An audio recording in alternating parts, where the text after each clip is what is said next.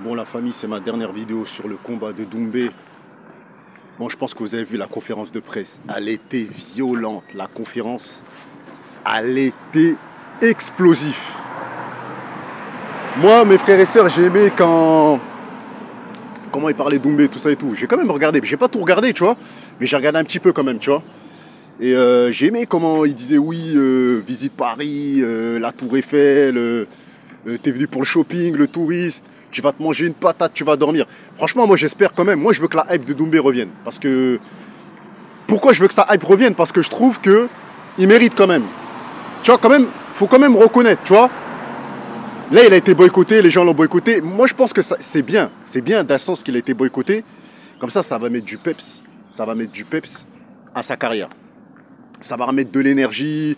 Bon, de toute façon, il a toujours eu de l'énergie, mais ça va lui remettre de la motivation, de la persévérance. Et surtout, s'il fait une bonne prestation, en fait, moi, j'ai pas envie que ce soit Doumbé qui court après Baki. Parce que Doumbé, c'est une grosse tête. Baki, c'est voilà, c'est quelqu'un grâce à Doumbé. Ça, faut pas l'oublier, les gens. Baki, il a pris sa hype. Il a pris la hype parce que voilà, ils lui ont donné la victoire et tout ça et tout. Mais faut reconnaître quand même que Doumbé, c'est quelqu'un, Baki, pour le moment, c'est son père. Pour moi, il n'a pas gagné contre Doumbé. C'est-à-dire que tu peux pas dire oui. Euh, en fait, on peut pas dire que Baki est plus fort que Doumbé. On peut dire que c'est un combat égalité pour le moment, en fait. En vérité, hein, pour les connaisseurs. Après, c'est dommage, hein. C'est dommage et tout ça que la hype et tout ça et tout, elle est descendue. Mais voilà, le fait qu'il combat au Bellator, déjà, il est en train de devenir un peu plus médiatisé. Parce que, en fait, comme il y a Anthony Pettis, et qu'il a dit fuck Anthony Petit, tu vois. Et quand le journaliste lui a dit ouais, non, il a dit fuck Anthony Petit. Après, Anthony Petit, il a fait un droit d'honneur et tout ça et tout. Anthony Petit, c'est une légende, les gars. Les mecs qui connaissent l'UFC, ils le connaissent. Tu peux pas, en fait, connaître l'UFC sans connaître Anthony Petit. Il a vraiment quémar l'histoire. À l'UFC, moi, je l'ai suivi.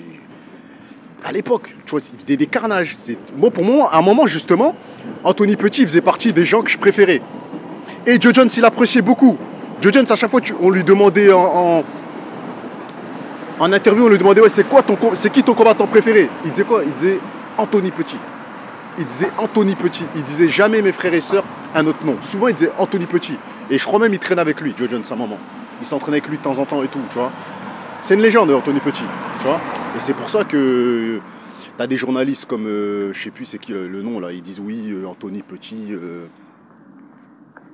je sais pas pourquoi ils veulent le fight et tout ça et tout contre Anthony Petit. C'est plus celui qu'il était, oui c'est plus celui qu'il était, il n'y a pas de souci. Mais au jour d'aujourd'hui, Georges Saint-Pierre c'est plus celui qu'il était, mais quand il arrive dans une salle, tout le monde le regarde. T'as capté? C'est une grosse tête. Georges Saint-Pierre, elle a 44 piges, 43 piges. Mais quand elle arrive quelque part, tout le monde le regarde. Tout le monde veut un autographe, tout le monde veut parler avec lui, sauf moi. Parce que je suis fan que de Dieu.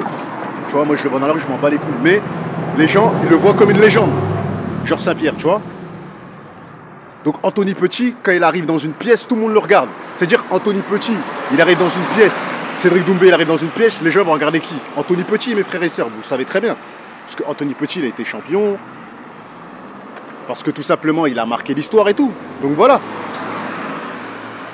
En France, les gens vont regarder qui? Cédric Doumbé. Mais tu vas dans une pièce aux États-Unis, dans un grand événement, un match de boxe, par exemple, Jake Paul contre Mike Tyson. Ben, les gens vont regarder qui? Ils vont regarder Anthony Petit, frère. Ils vont dire c'est une légende, il a tout niqué, il a fait du sale, t'as capté? Donc voilà. Donc pour moi, je vous dis la vérité, il a ses chances. Il a ses chances en fait de revenir, de faire revenir sa hype. Mais en même temps, parce que moi je suis quelqu'un de franc et tout ça et tout, quand j'ai écouté ce que Jalel Willis a dit, je me suis dit les gars, c'est pas gagné d'avance. Parce qu'il a dit quoi? Il a dit tu vas être 13 minutes sur le dos. L'adversaire de Cédric Doumbé, c'est ça qu'il a dit. Tu vas être 13 minutes sur le dos. Ça veut dire quoi les gars?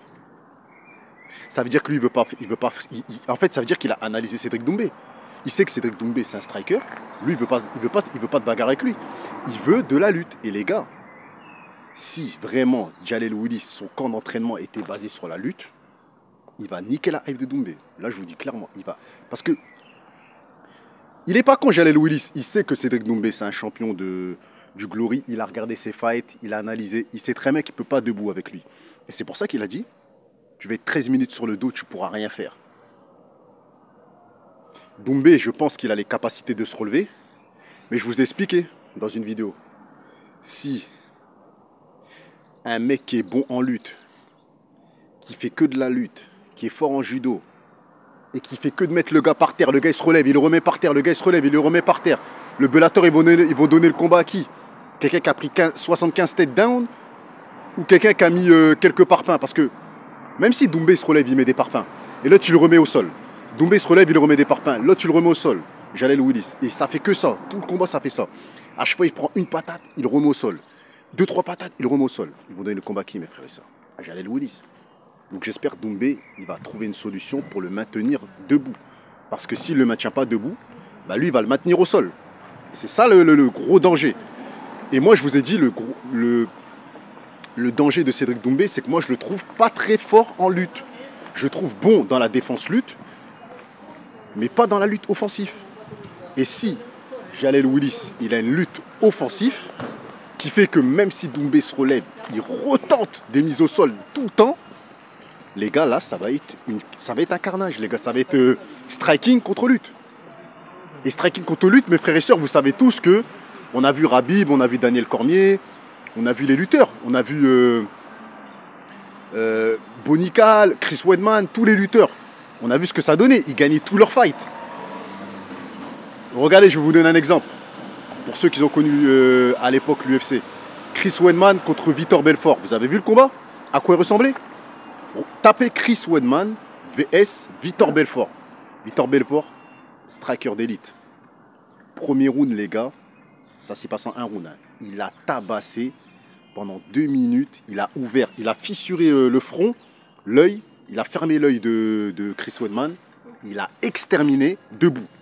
Patate, patate, coup de coude. Qu'est-ce qu'il a fait, mes frères et sœurs, Chris Weidman? Il a foncé sur ses jambes, il l'a mis au sol et il a exterminé Vitor Belfort. Et ce combat-là, c'est l'un des meilleurs que j'ai vu de l'histoire de l'UFC. Parce qu'on pensait tous que Vitor Belfort avait gagné le fight. Parce que dans l'état qu'il a mis Chris Weidman debout, tout le monde pensait qu'elle allait tomber. Il n'est pas tombé.